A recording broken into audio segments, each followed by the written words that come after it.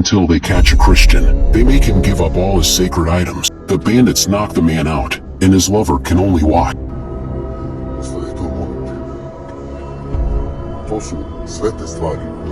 But the leader doesn't care about what he says in front of his kids. He ends his father's life.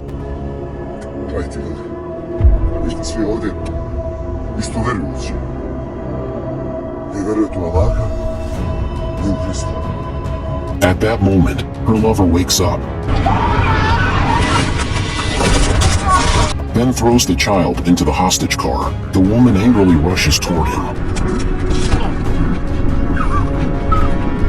but she's dragged into the car. The bandits are about to harm her beloved woman and the other passengers to get back on the bus, but the woman doesn't get on right away. She runs to the hostage car and saves the child who was taken earlier. After he controls the leader, he forces the bandits to drop their weapons. Then and they head to the hospital. The man's name is Andre. He's a special forces soldier. After he drops his lover, after making sure everyone is on the bus, the man knocks the leader out. Then he gets on the bus with the passenger. He goes to the bus driver and forces him to tell him where Andre is. But the driver refuses, even to the point of death. He keeps Andre's location safe at the hospital. He returns to his team. The bandit leader Taxist, who got a big defeat, can't accept it. It's not the doctor waiting. It's the bandit leader Taxist. Taxist locks Yasna and up on the other side. While Andre's lover Yasna is recovering in the hospital, she suddenly gets told that the doctor wants to see her. But when she enters the doctor's office, he kills one of the hostages right there to threaten her into speaking. When Yasna still doesn't say anything, hostages in a warehouse, he touches the woman's hair and asks her where Andre is. Yasna says she doesn't know, but Taxis doesn't believe to tell him where Andre's house is. The girl's brother tells her to hide, so the girl secretly hides in the medical room. He walks toward a little girl. Yasna has no choice, goes to the airport, which Taxist controls, to rescue the hostages. He doesn't expect to run into his old teammates there, and the reason they're there, but when Taxist leaves, Andre, who finds out Yasna's been kidnapped. Just then, a sniper spots the bandits coming back to the airport, but the clever bandits don't go straight into the base. Instead, they stop is to follow orders from the Defense Department to take out the bandits. Both groups decide to work together right then and there tries to aim again.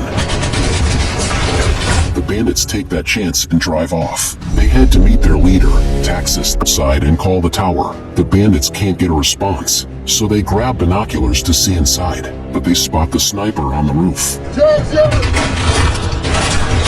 When the sniper, except for Andre saves her. Andre gets into the airport to save the hostages, but finds that many hostages have already been killed. Although his beloved woman is safe, as a soldier, he can't let the bandits continue to harm people.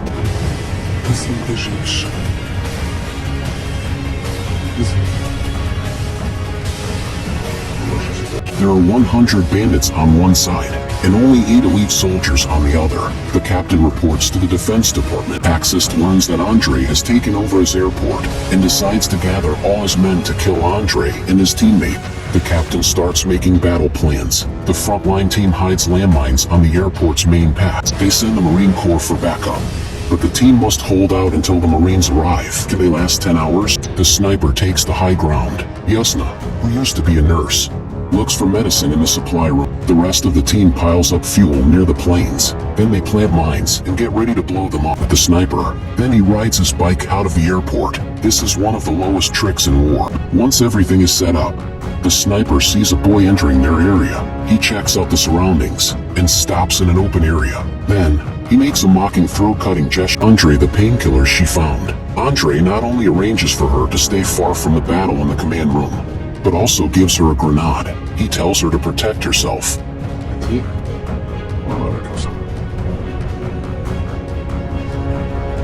They know the soldiers won't shoot because they pity the child, so they use him to clear the mines. Yasna The sniper spots a large group of bandits driving trucks toward the airport. When Andre and his team are in position, they bow to the sun, hoping for mercy from the light.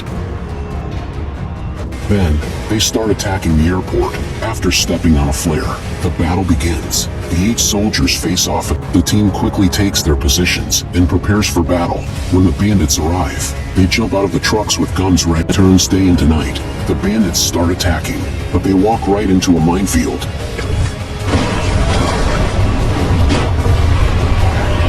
The lucky ones who the 100 bandits. First, the outer team blows up the enemy trucks with mines. Then, a rocket launcher.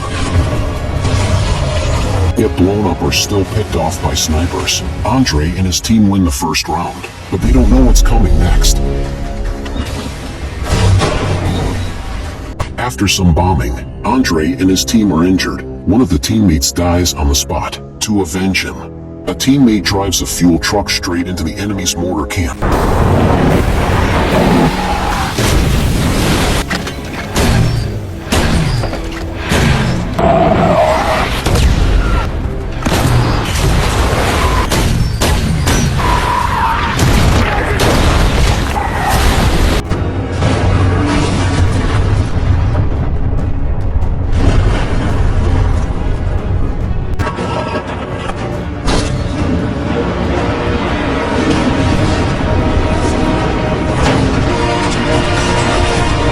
Andre must return to join up with his teammates. Even though his teammates cover him, he's spotted by Taxist.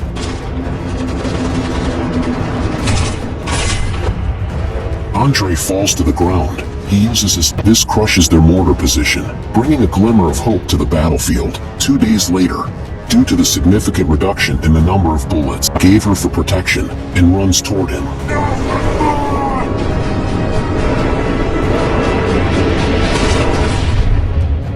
Bullet to shoot back. Yasna, who sees this, decides to do something for Andre. After calming a little girl, she grabs the grenade Andre.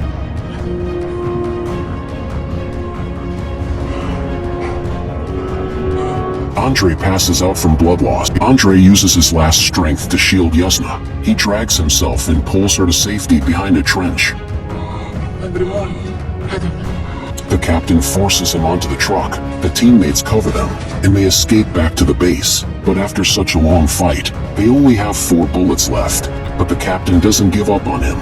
He drives through gunfire to get to Andre Asterisk. Captain sends the remaining soldiers, along with unconscious Andre, to the hospital. A few months later, the bandits suddenly retreat. Rescue finally arrives, and the war ends, for now. Taxist, about to escape, but the man blown up by the mortar didn't die. It corresponds to the number of people who survived. To preserve their dignity, they decide to use the last bullets on themselves. Yasna holds the little girl and turns away. The captain reluctantly points his gun at the teammates, but just as he's about to shoot, Yasna, who has been to church, is on her way home. She hears a familiar voice behind her.